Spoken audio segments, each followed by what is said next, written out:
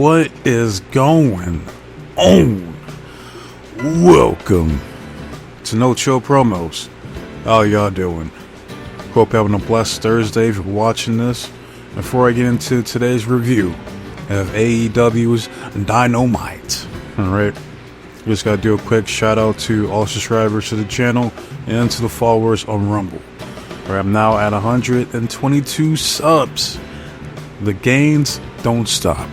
Alright, real quick, I gotta only see one of the two that subscribed. So big ups to Justin Reynoso, I think that's how you say it. I apologize if I fuck your name up, sincerely. So big ups to you. Thank you for the sub, and thank you for whoever else subbed. It tells me like arbitrarily who subs, so I do apologize, but thank you as well. Alright, but let's not waste some more time. Let's get into this review. Alright, so start off the show with Mr. DG, Daniel Garcia. He said he's not feeling virtuous today, and he said, where the hell is Max so I can break his fucking neck right now? Basically. But we hear off at a distance, oh, Danny boy. Come to find out, we see MJF out there in the stands chilling. Basically, he says, like, look, Danny, the reason I'm up here is because I don't want to beat your ass before All Out. So I'm trying to give you a chance, buddy. And no offense, but I'm not trying to beat up a emaciated skinhead on Ozempic. Basically, he's saying that he's a malnourished skinhead on Ozempic, that weight loss drug or whatever. Which is crazy, because the man's last name is Garcia. I mean, calling him a skinhead is crazy. But DG replies back by saying, Max, everything about you is fake. You think these people believe the bullshit that you just said? It's like, look, we know that you wear makeup to cover up the acne on your big ass forehead. Like, just like you went to Turkey on your failed botch attempt for a hair transplant. And you can get all the fake tattoos of AEW all you want, but you will never love and be as passionate about AEW as I am. And these people see right through it. They see right through you, Max. And when you find a woman that can put up with your bullshit longer than a year, and you eventually have an ugly ass baby with that girlfriend, baby becomes a kid, that kid will one day ask you, Daddy, did you used to be a professional wrestler? And when you look down at that ugly ass kid and you feel that jolt just run down your spine all the way down to your toes, and you're gonna say the realest thing you ever said in your entire miserable life. You're gonna say, yes, I used to be, until Daniel Garcia broke my freaking neck. MJF stands up, he gives a round of applause. He says like, wow, look at that, Danny boy finally learns how to speak. And we see Daniel Garcia, he's like, this guy, man, which, like, MJF always does this. He does this when he's going up against people who are not known for cutting good promos. Like, he would never do this shit to, like, someone like Christian, Jericho, Edge, and someone like that. You know what I mean? Granted, Garcia was never a good promo up until recently. Alright, he's gotten better. That's for sure. So, he says, I used to be a favorite for these fickle ass fans, but the more you rise up, the more they want to see you fall. So I'm gonna do you a favor, Danny boy, at All Out this Saturday. When you have all your friends, all your family, everyone in your life that loves and cares about you, watch me break your freaking neck. You're gonna go home to a lovely mama of yours, lay on her bed, but you're not the first man to lay on her bed as she happily attends to you. That's basically what he said. I'm paraphrasing here, obviously, but there's a few times we had to stop. We was like, I'm talking, and the crowd boos the shit out of him. At one point they tell him to shut the fuck up. Shut the fuck up. No, that's one of my favorite chants. I like that chant. That chant I can appreciate. Alright. But Daniel has enough, especially when you bring up his mama. So he goes up there to try to beat MJF's ass. He fights the security. He gets to MJF. MJF has a champagne bottle in hand and then goes right upside Daniel Garcia's head. Pow! Damn. Now you see glass shatter everywhere. Great visual. We see a bloody Garcia and we see MJF right next to him. He says, "No, I gotta thank you, Danny boy, because you awakened something that's been so dormant in me for too long. And don't worry, I'm gonna thank you this Saturday after I break your freaking neck." And then he proceeds to kiss him on top of the head where he's gushing out blood like a complete sicko, and then proceeds to lick it afterwards. So yeah, that's it for this segment. A great way to start off the show, I must say. So these guys have been on point these past 2 weeks. Alright, but we move on. Next, we see the conglomeration backstage with Renee, and we see Will Ospreay show up, and he's like, "Oi, thanks for the invite. But do you have any words of wisdom for tonight's battle, bruv?" And Kyle O'Reilly was like, "Words of wisdom?" Mark then says, like, "Oh, well, I got a telephone call the other day from Kyle O'Reilly. He says he has a proposition for Dynamite." And I said, "What is that?" He said, "We're gonna get Will." He's like, "Will?" He said, "Yeah." "But you mean the Will that brings the frills, that leads the opposition taking pain pills?" He said, "Yeah." "You mean Will Ospreay?" He said, "Yeah." I said, "Hell yeah. If Will down to conglomerate tonight on Dynamite against the BCC, not Bastard Pac, let's get it." Because the word of the day is stupendous. Because we had one of the most stupendous lads to ever step foot in a wrestling ring. So Milwaukee, let's get it. Let's go. Like,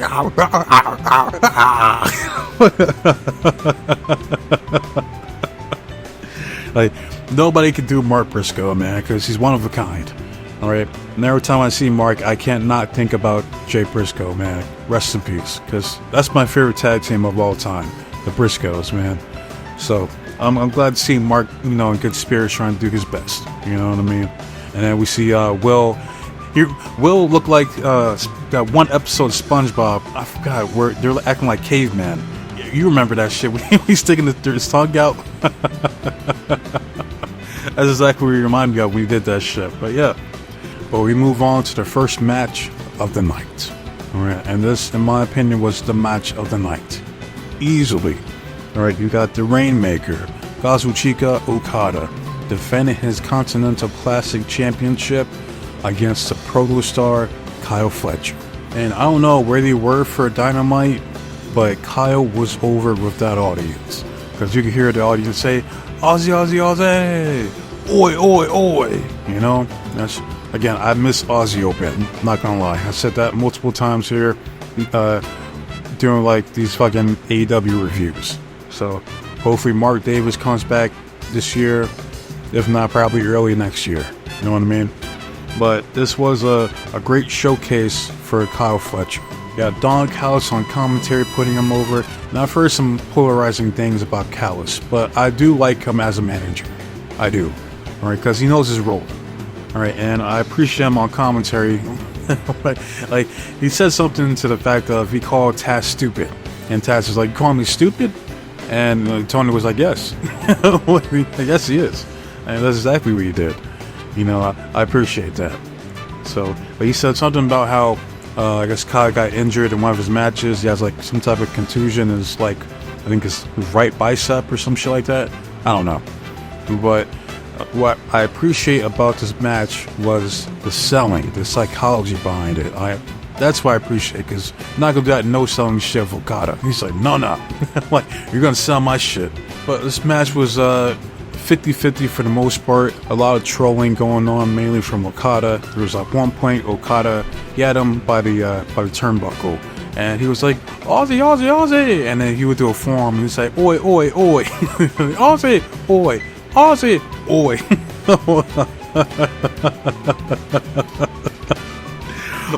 Okada had me cracking up here, I'm not gonna lie. There's one point in the match where he does that signature where he makes a rain taunt, but instead he does like the middle finger. He does that shit before. Alright, they battle to like the outside. This match was all over the place. Alright, fucking Kyle Fletcher does like a running senton basically over the barricade onto Okada. He goes out to the audience, gets the audience pumped up, the crowd's cheering him, and so the crowd was behind Kyle Fletcher here, but you knew he wasn't gonna win. at least I did. I'm like, ain't no way fucking Okada is doing the job here tonight. It ain't gonna happen. So that's why I couldn't fully get into the match. You know what I mean? I fast forward. There's at one point where Kyle Fletcher does the Rainmaker taunt himself, and the crowd cheers. Alright, so both these guys, they do their signature moves on each other. They both kick out. The finish of the match was Okada. He had Kyle Fletcher. He grabs the referee by accident, but he tracks him. Low blows Kyle Fletcher, hits the Rainmaker from the 1-2-3. So Okada had to resort to cheating to beat Kyle Fletcher. So that's huge for Kyle Fletcher. Alright, so I wouldn't mind him being the Continental Classic Champion at all. You know what I mean? But it ain't gonna happen here tonight. But then we see the Alpha, Konosuke Takeshita, coming out to check on Kyle Fletcher. And then you see him pointing at Okada, he's sweating that. He's like, man, bring it.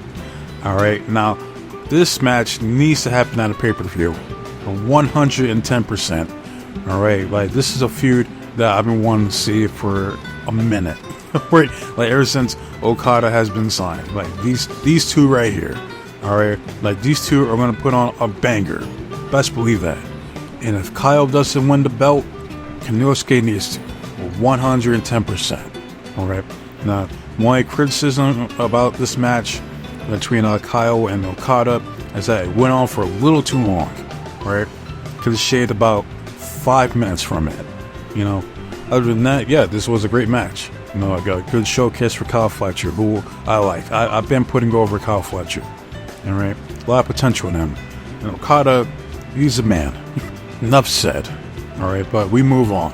Next, we see a video package of Swerve Strickland and Prince Nana going back to his childhood home. Alright? He was talking about the memories that he had as a kid, showing off pictures. I'm like, yo, he low-key kind of looked like me when I was a kid. I'm not gonna lie. That's kind of crazy. But yeah, he was like that the home got foreclosed, and it was a mission of his to buy back his home.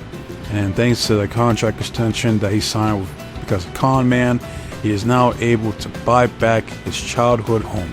Now that to me is a real flex, right? And I'm a minimalist. Never had much growing up. I don't expect to have much by the end. Alright, I was never a materialistic person. But to be able to buy back the home in which you grew up in, that's a power move. Alright, in my opinion. So big ups to Swerve for doing that. But low key, I was thinking, I'm like, how savage would it be if Adam Page just shows up and burns that motherfucker down to the ground? It's fucked up me thinking that, but I was legit thinking that, and little did I know.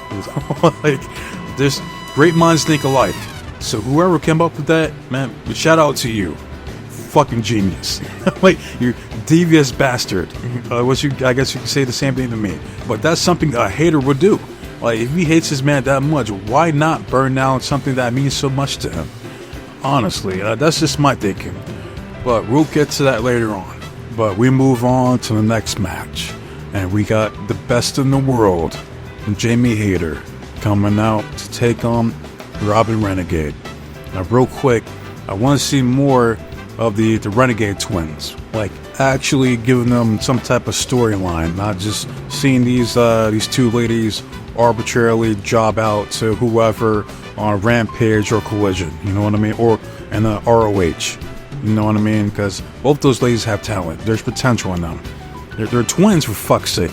You could find something they could be AEW's version of the Bella Twins, but just way more gritty and savage. You know what I mean? So we get the match. Jamie lets Robin get a little bit of offense in, so it wasn't a complete squash match. But we see at one point, Saraya, sexy ass, and Harley Cameron watching from the back on the monitor. Yeah, she looks good. I'm just saying. But let me digress. Getting back to the match, Jamie hits the hate breakers into the haterade lariat that she does for the 1-2-3. After the match, we see her chopping it up with the fans out there by ringside. And yeah, that's it. So, they don't have much for Jamie right now outside of just building up her wins I got built up that momentum for her. She does need to get that title back because she had to forfeit it because she was injured. Alright, so best believe she's getting that belt back at some point. Alright, but we move on to the next segment.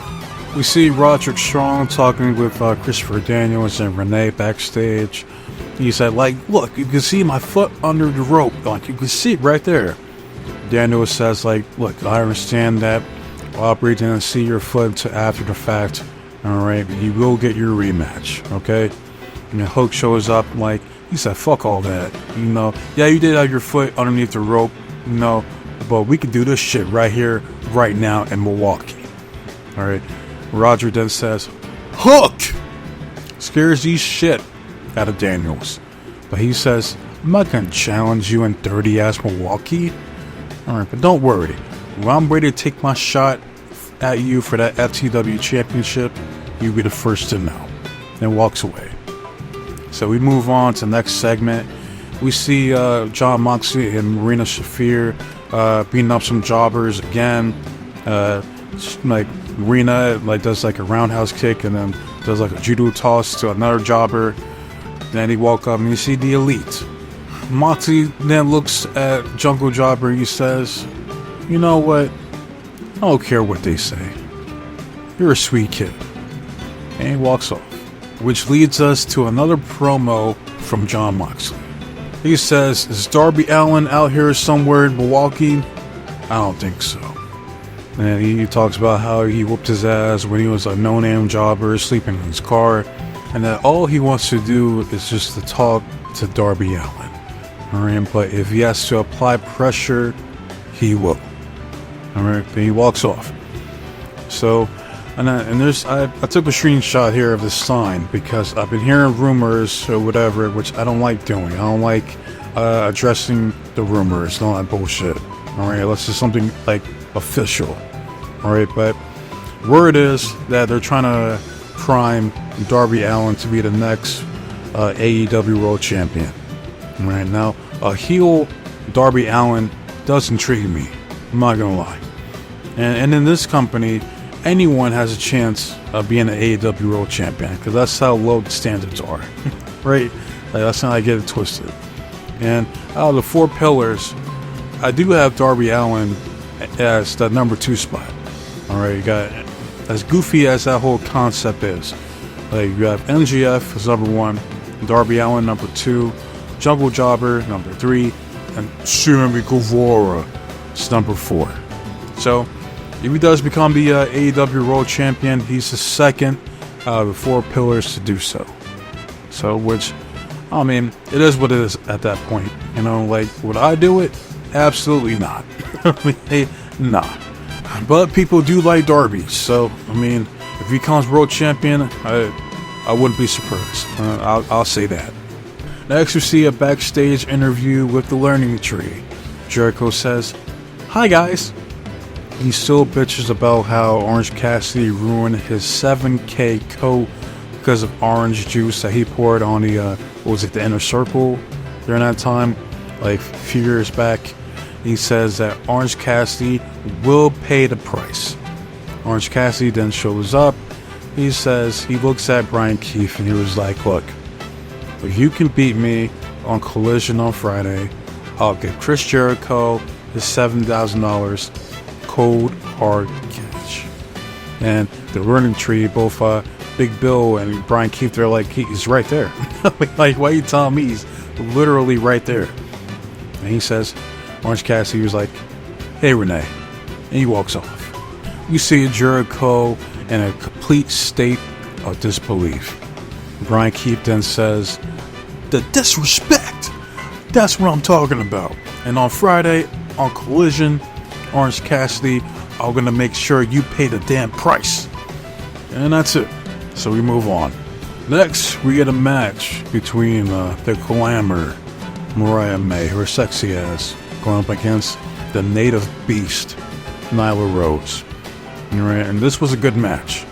Right, and I must say, I don't think Nyla gets the credit that she deserves. She's low-key underrated. Like, I've yet to see a bad match from her since I've been watching her in AEW, honestly. Alright, and this match is an example of that. All right, to start off, like we had Mariah slap. She repeatedly was slapping the shit out of Nia, and then Nia gets pissed and starts throwing her around, does her power moves and all that, right? But we're gonna fast forward towards the end of the match. You see Mariah on the outside playing possum to set up Nyla because she was like on top of the steps. She runs, then trips Nia on top of the steps, and then we see that devious look on her face. Like that's psychology. Like that's the shit I love to see. All right, like this woman gets it. All right, and like Nyla gets a 10 count. She hits the that running knee that she does into the Storm Zero for the 1, 2, 3. I don't think the title was on the line. It might have been. I don't remember. But yeah, your winner is the Glamour, Mariah May. Already off to a good start so far with her title reign. And again, she doesn't need to be dropping that belt anytime soon. Alright, this woman has it all. Young, gorgeous, can work, and can talk. And like I said before, she needs to be champion at minimum the rest of the year. Alright, and once again, big ups to Nyla. Well, I do feel she is underrated. Alright, but we move on to a promo package for the Virtuosa, Deonna Purrazzo, who I believe she did lose that Texas death match against Thunder Rosa. I was going for Purrazzo to win. I actually was. And she lost. I'm like, damn. That sucks. But here, this was a pretty cool vignette. Like her talking about how she's an artist and that the art that she makes ain't done yet. And that she's just getting started. Alright, so this was a cool little video package for Deonna Purrazzo. And this is the shit you do. Alright? If you you don't have any time to put them like shooting a promo or having a match, do shit like this to keep fans invested in these people. They do shit like this for the rest of the roster, then you're cooking. Like now you're getting somewhere. Alright? That's the shit I want to see. Alright, so this was good. So apparently she has a match against was it Sheeta? Yeah, it is. Yeah. Because I'm about to get into Sheeta here in a little bit, but yeah. That's what you do. I like this video package for Deonna Purrazzo, man. And I like Deonna Purrazzo. I mean, she's I believe she's a 3-time former Knockouts champion. So yeah, like her start so far in AEW has been a little rocky, for a lack of a better term. But yeah, I mean, hopefully this is she's losing on Friday, but hopefully they can find another story for her to do. But next we move on to a promo from CEO, Miss Mercedes Moné, alongside the brick house that is Camille. Alright, now I'm still pissed off that Momo lost that Capital Collision. Some bullshit. I'm not gonna hold you. Especially after finding out that she's in this new stable over there called Hate and Stardom. So yeah, instead of sending the notion that Hate is a serious group to be taken seriously by everybody if they're winning championships. Nah, we can't have Momo win the New Japan Strong title from Moné, even though she hardly defends it. Garbage. Complete garbage. Alright, but I already said my piece about that during my review for Capital Collision. But here Moné is focusing on Sheeta because she's defending her TBS title against her at All Out. But Moné basically says that she is going to find out, like the rest of the women here in this division, that there's a price to pay when you mess with Mercedes Moné. It's the same bullshit she's been saying, alright? But next we see Sheeta up there on the Titantron. And she says, Mercedes, you are 1 second away from looking at the new TBS champion. You cannot beat the Ace. And now she's calling herself the Ace of AEW. Alright. Next we see Christopher Daniels show up. And he was like, look, Camille, you're like a nuisance. So what I'm going to do is on All Out this Saturday, you will be banned from ringside. And then I'm watching this. I'm thinking, Raw needs Christopher Daniels. Like, why is Christopher Daniels doing a better job as a supposed GM, even though he's not officially a GM, than Adam Pearce? You know what I'm saying? That don't make any sense to me. But it doesn't matter because Monet is still going over at All Out. Right. I'm not doing predictions because All Out is not really a pay-per-view. It's just more like a super show that they do, like kind of like Winter is Coming. You know what I mean? Like one of those type of shows. So I just want to watch it and just enjoy it, and I'll do a review of All Out on Sunday or whatever, or whenever I can. But moving on, we see Jungle Jobber and the Young Cucks. Right?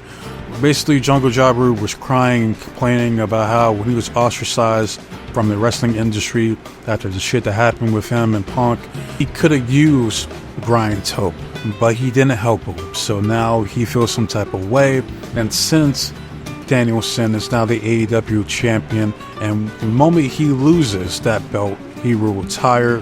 This is a moment to kill two birds with one stone.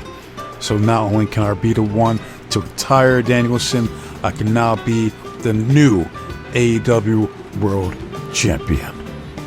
That's basically all you say, and I don't give a fuck what the Young Cucks said. I'll tell you that right now, I don't give a fuck. So we move on. Next we see the current AEW World Champion, Mr. Bryan Danielson, the American Dragon, coming out for commentary for this upcoming tag match between the Conglomeration and Will Ospreay versus the BCC and the Bastard Pac. Alright, I don't have too much to say about this match. Like, these matches are all the same, these tag matches. Like, they go, like, everybody gets their fucking little shine in at some point. Alright, they're teasing the match between Ospreay and Pac here. But there's one thing I do want to point out here that kind of pissed me off. Not gonna lie. That's when Kyle O'Reilly locked in the guillotine choke onto Claudio. And he had this shit locked in for at least like a good 2 fucking minutes. And this man did not tap out or was put to sleep. I'm like, let that be Roman Reigns. Like, if Roman Reigns had that fucking guillotine choke in, that motherfucker would have been out in like 15 seconds. Alright, like, that's the bullshit I'm talking about, the inconsistencies. Like, that motherfucker had that shit locked in, and he didn't tap. I'm like, come on, man. Like, that's the shit people talk about when they say that pro wrestling looks so fake. It's shit like that. Correct? So, I can't blame them. Like, it's sometimes tough to watch this shit as it is. But seeing shit like that, that's so unnecessary, man. It's just like, come on, man. Do better. But Claudio doesn't tap out, he fights out of it. He then locks in the giant swing. Will Yurdo shows up, does the running front drop kick for the 1-2-3. After the fact, the Elite show up, try to jump Bryan Danielson. The BCC comes in for the save. Claudio then grabs some mic. He said he's sick and tired of the Elite, and that he challenges the Young Cucks for the AEW Tag Team titles at All Out. Alright. Danielson then grabs some mic and he says, Jungle Boy, at All Out, you're gonna get your fucking head kicked in. And I'm like, there you go. Like, and I appreciate them not censoring fucking. Alright, because the way he puts the emphasis on getting his fucking head kicked in, you know he means it. Right? Like, he ain't fucking around. So, love it. Alright, so, I mean, at the very minimum, it should be a good match between Jungle Jobber and Danielson. But ain't no fucking way is Jungle Boy winning at All Out. It ain't happening. He's not gonna be the one to retire Danielson. Alright? So we move on. Now it's time for the final segment of the night. We get the contract signing between Adam Hangman Page and Swerve Strickland. Swerve comes out first. He's ready to go. He has a serious look on his face. And Tony then announces Adam to come out, but he doesn't. Alright, they got his Titantron playing and everything, but there's still no Adam Hangman Page coming out. It was at this moment right here when I'm like, they're actually gonna fucking do it. No, ain't no way, no shit. But we see on the Titantron, we see Adam Hangman Page at a house, and that house just so happens to be Swerve Strickland's childhood home. And he was like, whose house? Now you see, you fucked up, Swerve, because you showed the entire world something that you cherish. And you asked me, alright, like, what type of path do I want to take? Like, you think I'm just gonna show up for a match that's already been announced, that's already been made? Why would I do that?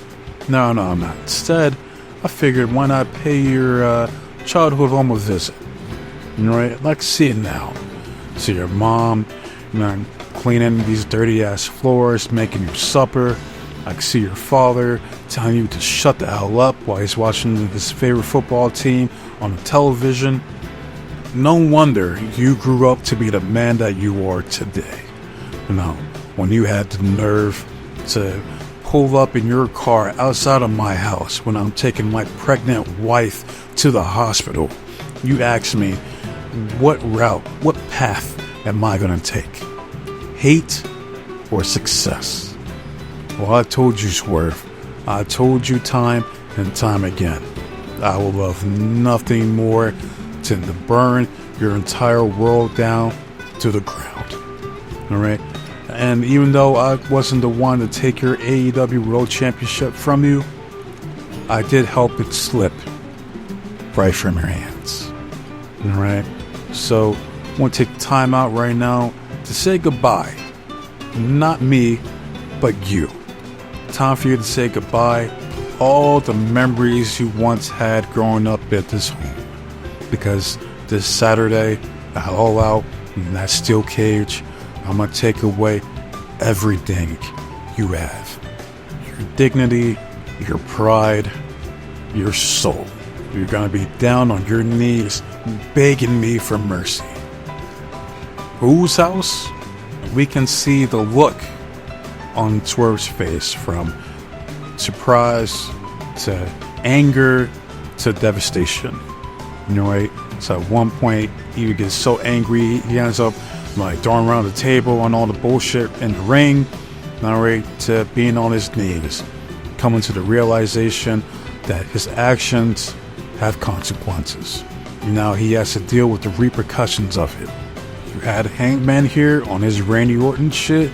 He lights that match. He burns that fucking house down. Alright? Turnabout is fair play and war. At least that in love and war, Brett. Ain't no love here. That's for damn sure. Alright, so, hey, now they're even. Alright, so, this was excellent. Superb, I must say. This fucking brilliant on both parts. From Swerve selling it to Adam's promo to him burning the house down. Like my nigga Mark Briscoe said earlier, this was stupendous. Alright, this is the shit that this Titanic that is AEW needs to do to stay afloat, to get back in the right direction. This is it. Alright? Fucking I can't give this enough praise. Alright, this was the best episode of Dynamite that I've seen in a long time.